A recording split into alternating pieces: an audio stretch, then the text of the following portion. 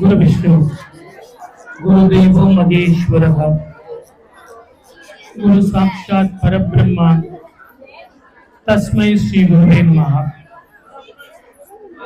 என் அன்பு சகோதர சகோதரிகள் அனைவருக்கும் 2026 புத்தாண்டு வாழ்த்துக்கள், பொங்கல் வாழ்த்துக்கள். இதை எல்லாத்தோட நான் இந்த நிகழ்ச்சியில நான் கலந்துக்கணும்னு ரொம்ப ரொம்ப விசேஷமா நான் கேட்டு வந்தேன். என்ன காரணம்னா, இந்த கூத்தாடி கம்பியில ஆடுவான். இந்த கம்பியில ஆடும்போது பாத்தீங்கன்னா, அந்த கம்பியில ஆடுறதுக்கு பக்கத்துலயே அவன் மனைவியும் குழந்தைங்களும் இருக்கும். அவன் எவ்வளவு கஷ்டப்பட்டு ஆடுறான் அப்படிங்கிறது அவங்களுக்கு அதை பத்தி கவலை கிடையாது. தட்டுல எவ்வளவு பணம் விழுது அப்படிங்கிறது தான் பார்ப்பாங்க. அவன் தன்னுடைய வயிற்று பிழப்புக்காக, தன்னுடைய மனைவி குழந்தைகளுக்காக அந்த கம்பியில விளையாடுவான். அப்போ அவனுடைய சர்க்கஸ் இந்த உலகத்துக்கு தெரியாது. அந்த மாதிரி தான் உங்க பக்கத்திலேயே இருக்கிற அங்காள பரமேஸ்வரனுடைய அற்புதம் உங்களுக்கு தெரியல. உண்மையான அற்புதம் நீங்க தெரிஞ்சுக்கிட்டீங்க அப்படின்னா, அந்த சர்க்கஸ்காரன் எப்படி தன்னுடைய குழந்தைகளுக்காக வாழறானோ அப்படி நீங்க எல்லாம் வாழ்வீங்க. இன்னைக்கு நம்ம எல்லாம் சேர்ந்து இருக்கிறோமே இந்த இடத்துல, நீங்க நினைச்சிட்டு இருக்கீங்க நான் ஏதோ பணம் செலவு பண்ணி இங்க வந்திருக்கேன், ஒருத்தரை நான் பார்த்திருக்கேன் அப்படின்னு நீங்க நினைப்பீங்க. 150 வருஷத்துக்கு ஒரு முறை ஏற்படக்கூடிய கிரக சேர்க்கை தான் இன்னைக்கு நமக்கு சேர்ந்திருக்கு. இந்த மாதிரி ஒரு 150 வருஷம் போனா தான் கிரக சேர்க்கையே திருப்பியும் சேரும். நீங்க வேணா உங்க வீட்டு கேலண்டர்ல போய் பாருங்க.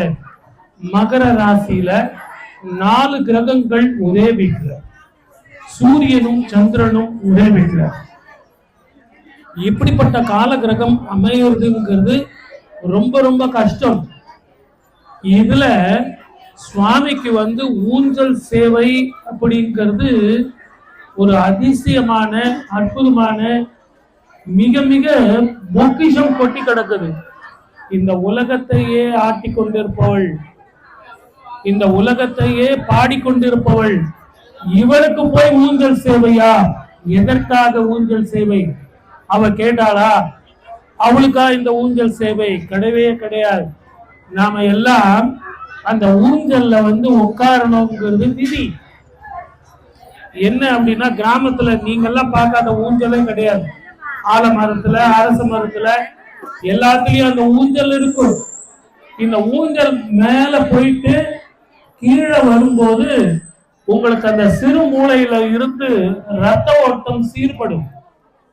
புத்தி சுவாதீனம் இல்லாதவர்கள், வீட்டுல பில்லி சூன்யம் கிரக தோஷம் உள்ளவர்கள், தாந்திரிகத்தால் பாதிக்கப்பட்டவர்கள் அத்தனை பேருக்கும் இந்த ஊஞ்சல் சேவை அப்படிங்கிறத பார்த்தாலே மகா புண்ணியம். ஏன்னா இந்த ஊஞ்சல்ல அம்மனை நீங்க உட்கார வைக்கும் போது முன்னுக்கும் பின்னுக்கும் உங்க கண்கள் அந்த பால் போயிட்டு போயிட்டு வரும். போயிட்டு போயிட்டு வரும்போது உங்களுடைய ரத்த ஓட்டம் சீராகும், கண்கள் கூர்மையாகும். ரத்த ஓட்டம் சீராகும் போது பிபி கரெக்டா இருக்கும், நார்மலா இருக்கும், சுகர் நார்மலா இருக்கும். இந்த காரணத்துக்காக தான் அம்மாவுக்கு ஊஞ்சல் போடுறது. இரண்டாவது, என்னுடைய அன்பு நேயர்களை புரிந்து கொள்ளுங்கள். நீங்க இந்த கழக்கூத்தாடி மாதிரி நானும் பாடிக்கிட்டு இருக்கேன், நீங்களும் பார்த்துக்கிட்டு இருக்கீங்க. ஆனா அந்த கம்பி மேல நடக்கிறவனை பத்தி கவலை கிடையாது. தயவு செஞ்சு அப்படி இருக்காதீங்க. மேல்மலையனூர் அங்காள பரமேஸ்வரி கோவில்ல எப்படி எல்லாம் ஊஞ்சல் போடுறாங்களோ அதை விட பல மடங்கு இந்த கோவில்ல இந்த அம்மன் அருள் பாலிக்க போகிறாள். இன்னைக்கு நீங்க எங்க பக்கத்துல இருந்து பார்த்துட்டு இருக்கீங்க. இன்னும் 4 வருஷம் வெயிட் பண்ணுங்க, இல்ல 5 வருஷம் வெயிட் பண்ணுங்க. நான் பெருமைக்காக சொல்லல. இந்த மைதானம் முழுவதுமே மக்கள் கூட்டம் பிரமாதமாக இருக்கும். இந்த உள்ளூர்ல இருக்கிற நீங்களே வர முடியாது. இந்த நிகழ்ச்சியை ஏற்பாடு பண்ண அஞ்சலை அப்படிங்கிற இந்த ஊர் கிராமத்து பெண்மணி உண்மையிலே மகா புண்ணியம் செய்தவள். அவளை மாதிரி நீங்க பார்க்க முடியாது. அதே மாதிரி அருண் அப்படிங்கிற அருண்குமார், அவர் இந்த கோவில்களுக்காக எங்களை எல்லாம் ஒவ்வொரு இடத்துக்கும் போய் பார்த்து ஒவ்வொரு ஊர்லயும் பணத்துக்காகவோ தன்னுடைய பேரும் புகழுக்காகவோ இல்லாமல் ஒவ்வொரு வீடா கதவு தட்டி, சார் நீங்க எல்லாம் வந்து பார்க்கணும் சார், இந்த கோவிலை வந்து நீங்க தரிசனம் பண்ணணும், இந்த உலகத்துல எடுத்துட்டு போய் நீங்க வைக்கணும். நல்ல ஞாபகம் வச்சுங்க. புற்றுக்கோவில் அப்படிங்கிறது உங்களுக்கு உண்மையிலேயே இதனுடைய மகத்துவம் தெரியாம உட்கார்ந்துருக்கீங்க. அதனுடைய லட்சியம் லட்சணம் இது உங்களுக்கு தெரியாம உட்காந்துருக்கீங்க. கையில வந்து பொக்கிஷம் இருக்கு, பொக்கிஷத்தை வந்து நீங்க அனுபவிக்க மாட்டேன்றீங்க. கொட்டி கிடக்குது, கொள்வார் இல்லை.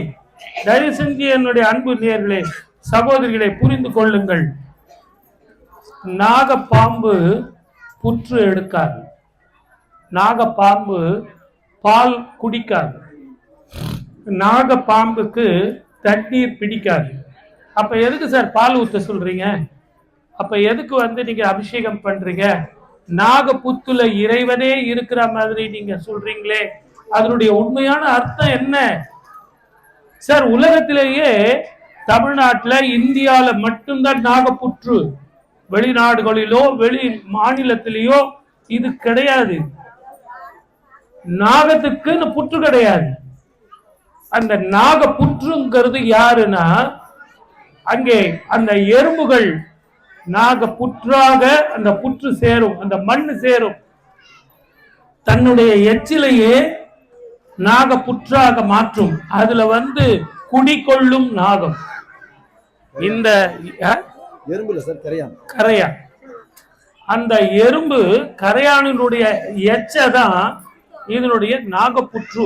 இந்த நாகப்புற்றுல இருக்கக்கூடிய மகத்துவம் தெரியுங்களா? ஸ்கின் ப்ராப்ளத்துக்கு மிகப்பெரிய மருந்து. நாங்க நிறைய பேர் சொல்ல மாட்டோம். கரையான் புற்றெடுக்க கருநாகம் குடிப்புகன்னு ஒரு பழமொழி இருக்கு. நீங்க நல்ல ஞாபகம் வச்சுங்க. கருநாகம்க்கு புற்று கிடையாது. கரையான் புற்றெடுக்க கருநாகம் குடிப்புக. அப்போ நீங்க புரிஞ்சுக்க மாட்டேன்றீங்க. பொக்கிஷம் கொட்டி கிடக்குது. நான் மீண்டும் மீண்டும் சொல்கிறேன், இந்த ஊஞ்சல் சேவை என்பது அதனுடைய அர்த்தத்தை நான் உங்களுக்கு புரிய வச்சுட்டேன்.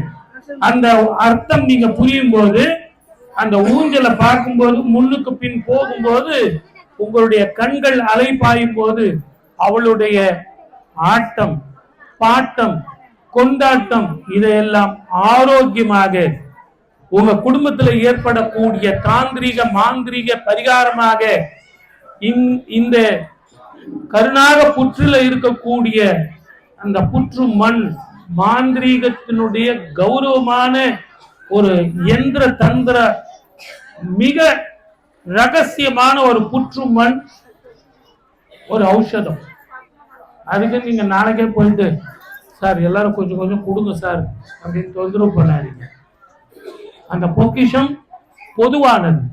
அந்த பொக்கிஷம் ஊரெல்லாம் இருக்க வேண்டியது. மண்டைக்காடு அப்படின்னு கேரளால ஒரு கோவில்.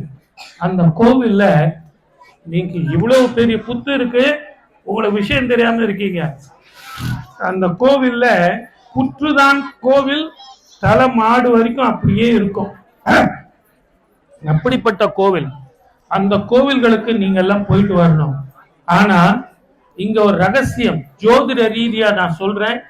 இந்த வருஷம் நாம எல்லாம் இங்க கூடி இருக்கோம் அப்படின்னா 2026 விவகாரமான வருடம். நல்ல ஞாபகம் வச்சுங்க. 12 ராசிக்காரர்கள் 27 நட்சத்திரக்காரர்களுக்கும் விவகாரமான வருஷம். சனீஸ்வரர் மாறப்போகிறார், குரு மாறப்போகிறார், அதே மாதிரி ராகு கேது மாறப்போகிறார். 3 கிரகங்கள் மாறுகிறார்கள். ஆகவே நீங்கள் எப்படிப்பட்டவர்களாக இருந்தாலும் மிக கவனமாக இருக்கணும். 2வது, எல்லா வருஷமும் குரு ஒரு வீட்டுக்கு தான் மாறுவார். ஆனா இந்த வருஷம் 2026 இந்த ஆண்டு பிறக்கும் பொழுது மிதுனத்தில் இருக்கிறார். நல்லா கவனம் வச்சுங்க. உங்க ஊர்ல ஜோதிடர்லாம் சொல்றாங்களா என்னன்னு தெரியல. 2026 வருஷம் பிறக்கும் பொழுது மிதுனத்தில் குரு இருக்கிறார். புதனுடைய வீடு பகை வீடு. அடுத்து 12 வருடங்களுக்கு ஒரு முறை வரக்கூடிய குரு கடகத்தில் உச்சம் பெறுகிறார். உச்சம் பெற்ற குருவாக அங்கே இருக்கிறார் கடகத்துல. அதுக்கு அடுத்து பாத்தீங்கன்னா அதிச்சாரமாக சிம்மத்துக்கு போக போகிறார். இந்த சிம்மத்துக்கு போற நேரம் தான் நமக்கு தேர்தல் வருகிறது. நல்ல ஞாபகம் வச்சுங்க. ஆகவே 3 விதமான குரு, 3 விதமான பார்வைகள். குருவனுடைய வீட்டுல சனியும், சனீஸ்வரர் வீட்டுல ராகுவும், சந்திரனது வீட்டுல கேதுவும். இப்படிப்பட்ட காலங்களில் தான் இந்த ஆண்டு பிறக்கிறது. நான் இன்னைக்கு இங்க வந்திருக்கிறது கூட மகரத்துல 4 கிரகங்கள் சேர்ந்து அமாவாசை. இந்த அமாவாசை மாதிரி 150 வருஷத்துக்கு ஒரு முறை சேரக்கூடிய அமாவாசை. நீங்க வந்திருக்கிறீங்க. அதே மாதிரி இந்த ஆலயத்தினுடைய திரு அருண் அவர்களுக்கும் மற்றும் இருக்கிற முக்கியஸ்தர்களுக்கும் ஒரு சின்ன வேண்டுகோள். அமாவாசைக்கு நீங்க எல்லாம் ஊஞ்சல்ல போட்டீங்க இல்லையா? இந்த கோவிலுக்கு வந்ததுல இருந்து எனக்கு இன்டியூஷன் ஓடிக்கிட்டே இருக்கு. என்ன ஓடிக்கிட்டே இருக்கு தெரியுங்களா? தயவு செஞ்சு என்னுடைய வேண்டுகோளை நீங்க எல்லாம் நிறைவேற்றி வைக்கணும். பௌர்ணமிக்கு இந்த அம்மனை யாருக்கு இந்த குண்டத்தில் இருந்து பிண்டம் சாப்பிட்டு குழந்தை பாக்கியம் வருகிறதோ அவர்கள் ஒவ்வொரு பௌர்ணமியிலும் இங்கே கணவன் மனைவி இல்ல சார், அமாவாசையில பிண்டம் சாப்பிடுறீங்க, பௌர்ணமியில பிறந்த குழந்தைக்கு தாய் தகப்பன் இந்த அம்மாவை சுமக்கணும். தயவு செஞ்சு எனக்கு நீங்க எல்லாரும் எனக்கு சத்தியம் கொடுப்பீங்களா? கொடுங்க. ஏன் பயப்படுறீங்க? பணம் கேட்பேன்னு நினைக்கிறீங்களா? பணம் எல்லாம் தர வேண்டாம். இந்த அம்மாவை தோல்ல சுமக்க சொல்றேன். சுமக்க முடியாதா? 3 சுத்து சுத்தி வாங்க. 3 சுத்தி பௌர்ணமி நாளில், அமாவாசை நாள்ல ஊஞ்சல் போடுறீங்க. பௌர்ணமி நாளில் இந்த அம்மாவை ரொம்ப வெயிட் போடாம, கணவன் மனைவி ஒரு பக்கம் பெண்கள் ஒரு பக்கம் ஆண்கள், அந்த பெண்களுக்கு உதவியாக ஆண்களும் இருங்க. 3 முறை சுத்தி வாங்க. 3 முறை சுத்தி வந்தீங்கன்னா நீங்க செஞ்சு பாருங்க. அதனுடைய பலன், இதை செஞ்சா அது கிடைக்கும், அது செஞ்சா இது கிடைக்கும், எது செஞ்சா எது கிடைக்கும் நீங்க போட்டு பாருங்க. கருணாக புற்றில், அந்த கருணாக புற்றில் பால் ஊத்துறது நாங்க ஊத்துங்கன்னு ஜோசியர் சொல்றோம். எதுக்காக ஊத்த சொல்றோம்? அதுதான் குடிக்காது. காற்றை புசித்து வாழக்கூடியது நாகம். அந்த நாகத்துக்கு பால் ஊத்தும் போது அதனுடைய புற்று கனப்படும். அந்த புற்றுல அந்த பால் வாசனை இருக்கும். அந்த நீசு வாசனைக்கு கருநாகம் நிற்கும். அந்த வாயுலேயே அது சாப்பிடும். காற்றை புசித்து வாழும் நாகம். இந்த நாகத்தை தான் நீங்க சாப்பிடணும். இந்த நாகத்தை தான் நீங்க வழிபடணும். அப்படிப்பட்ட இந்த நாகத்தை நீங்க வழிபடும் போது நான் மறுபடியும் சொல்றேன், மகரத்துல ஜோதியா இருக்கக்கூடிய காலகட்டம் இந்த காலகட்டம்.